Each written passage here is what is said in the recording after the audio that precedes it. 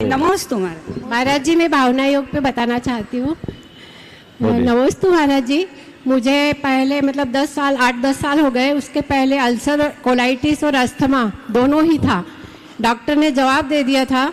उसके बाद से मतलब जब से आपके शंका समाधान में सुन रही हूँ, जब से शुरू हुआ है, और भावना योग का जब से चालू हुआ, मैं डेली भावना योग कर रही हूँ और मैं बिल्कुल स्वस्थ हूँ।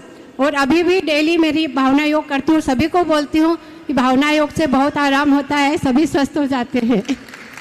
नमस्ते महाराज जी। नमस्ते महाराज। विपुल जी जैन इंदौर, वे अपना प्रश्न रखें और उसके बाद पीयूष जी जैन इंदौर तैयार रहें। गुरुदेव प्रमाण सागर जी महाराज के चरणों में बारंबार नमस्तु नमस्तु नमस्तु।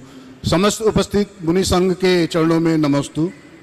महाराज जी, विद्यालय के बाद कोई भी गुरु नहीं बना पाया हूँ और व्यवहारिक जीवन में निश्चित ही गुरु की आवश्यकता महसूस होती है। मैं समझ नहीं पा रहा हूँ कि गुरु को कैसे पहचानूं। गुरु को क्या देखकर पहचान सकते हैं? जैसे आपको देखकर मुझे लगता है कि मैं आपको गुरु बना सकता हूँ या आपका शिष्य बन सकता हूँ, या उन वाणी से, गुरु की वाणी से या विचारों से गुरु बनाया जा सकता है। आपने अपना गुरु कैसे बनाया था? और साथ ही मुझे ये भी बताइए कि एक अच्छे शिष्य की योग्यता क्या होती है और गुरु और शिष्य में तालमेल कैसा होना चाहिए? ये प्रश्न मेरा वैसे गुरु पूर्णिमा पर तैयार किया था, पर बहुत सारे गुरु आपके साथ थे, उस दिन मैं प्रश्न नहीं कर पाया था। आज मैं ये प्रश्न आपके सम्मुख रख रहा हूँ। देखिए, बहुत ही अच्छा प्रश्न है। जहाँ तक गुरु के चुनाव का सवाल है, मेरा कहना है गुरु को खोजा नहीं जाता, शिष्य बना जाता है। आपके सवाल के उत्तर में मैं एक प्रसंग कहना चाहूँगा। जिनेंद्र वर्णी 1980 में मुक्तागिरी के चातुर्मास में गुरु चरणों में आए, शीश नवाया, नमन किया, आंखों से अश्रु की तीव्र धार। उससे पहले वे खजुराहो में आए थे और सागर की सिद्धांत वाचना में उनकी प्रमुख भूमिका थी। इस मध्य उन्होंने गुरुदेव को निकटता से देखा। गुरुदेव का विहार सागर से होकर मुक्तागिरी तक चातुर्मास के लिए हुआ और गुरुदेव जब मुक्तागिरी में चातुर्मास में विराजमान हुए, तब वहाँ आकर उन्होंने जो बात कहा, गुरुदेव, पहली बार उनके मुख से गुरुदेव शब्द निकला था। गुरुदेव, मैंने अपने जीवन में बहुत कुछ किया, पर मुझे ऐसा लगता है कि मैंने जो कुछ भी किया वह सब अधूरा अधूरा था। आप जानते होंगे, जिनेंद्र वर्णी जैन जगत के मूर्धन्य मनीषी और एक बड़े सशक्त हस्ताक्षर थे, स्तंभ थे।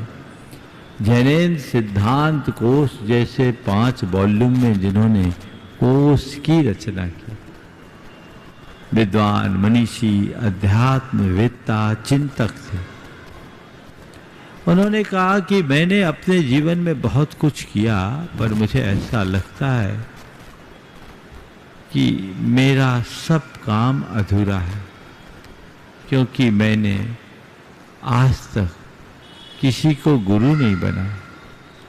मैं आज तक किसी को गुरु नहीं बना सका और इसमें कमी गुरु की नहीं थी, कमी मेरी थी। इसमें कमी गुरु की नहीं थी, कमी मेरी थी, क्योंकि मैं शिष्य नहीं बन सका। मैं शिष्य नहीं बन सका। गुरुदेव, आपके चरणों में दास समर्पित होने आया है। कृपा कर अनुग्रहित कर मेरा उद्धार कीजिए। मैं आपके चरणों में अपने आप को अर्पित करता हूँ। गुरुदेव ने आशीर्वाद दिया गुरु चरणों में वह समर्पित हुए। उसके बाद उन्होंने संलेखना का निवेदन किया और 1983 में ईसरी में उनकी उत्कृष्ट संलेखना हुई और उस संलेखना में गुरु जी ने जो जो कहा उन्होंने उसे ही अपनाया। ये प्रसंग मैंने आप सबको इसलिए सुनाया कि गुरु को पाने के पहले अपने हृदय में शिष्यत्व को जगाना जरूरी।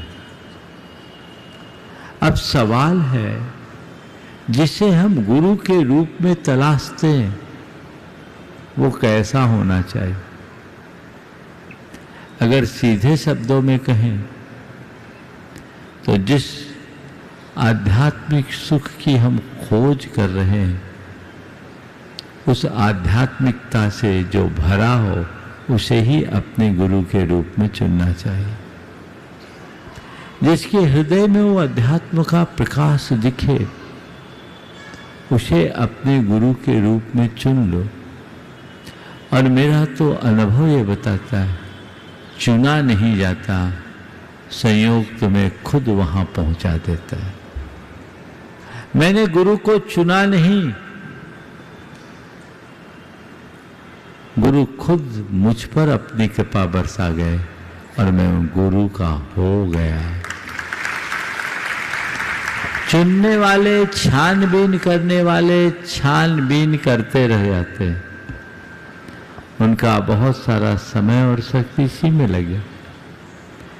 लेकिन जिनका भवितव्य अच्छा होता है वे गुरु की शरण में जाते हैं, उनके शरणागत होते हैं और उनके हो जाते हैं।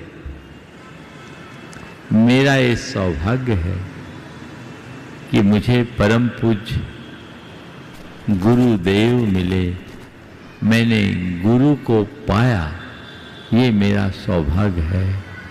पर उससे भी बड़ा सौभाग्य है कि मैं गुरु का हो पाया।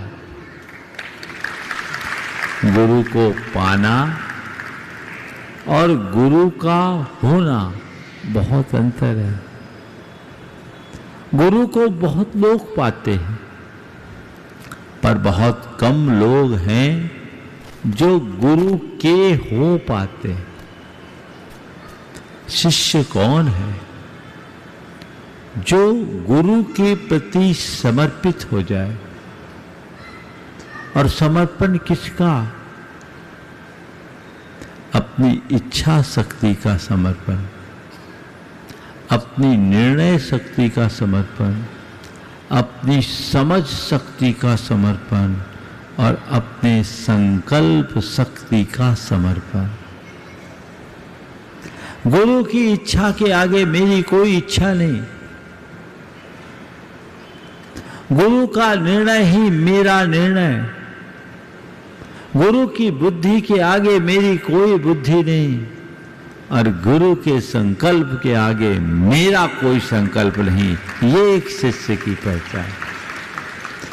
जिसके हृदय में इस स्तर का समर्पण होता है वो शिष्य बन पाता है। बाकी भक्त होते हैं। भक्त और शिष्य में बड़ा अंतर है।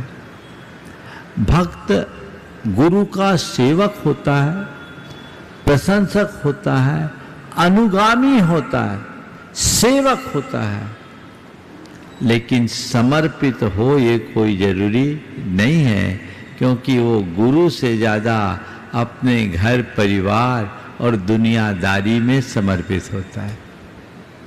लेकिन जो शिष्य हो गया उसके लिए अब और कुछ नहीं होता। उसकी पूरी दुनिया गुरु में आकर सिमट जाती है, वो वहीं समर्पित होता है। तो मैं आप सबसे कहता हूं, जीवन में गुरु का होना बहुत जरूरी है। और गुरु तभी मिल पाएंगे जब अपने भीतर वैसा शिष्यत्व प्रकट कर पाओ। पर कदाचित तुम शिष्य न बन पाओ तो गुरु भक्त तो बनने की कोशिश करो। पर कैसे भक्त? आदर्श भक्त। आज नाम के गुरु भक्त तो बहुत हैं, लेकिन कहने को गुरु भक्त हैं, उनके हृदय में गुरुओं का कोई आदर्श नहीं। तो मैं कहूँगा सच्चे अर्थों में उसे गुरु भक्त कहलाने का अधिकार भी नहीं है। कई लोग हैं जो एक हाथों से गुरु के चरण दबा रहे हैं और मुंह में गुरु दबा हुआ है ना, एक ब्रांड है। क्या है? गुरु भक्त बनो तो तुम्हारे जीवन में गुरुओं का आदर्श दिखना चाहिए।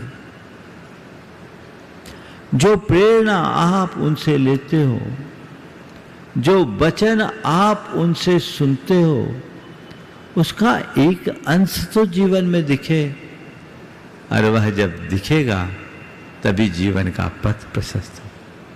ठीक है? पीयूष जी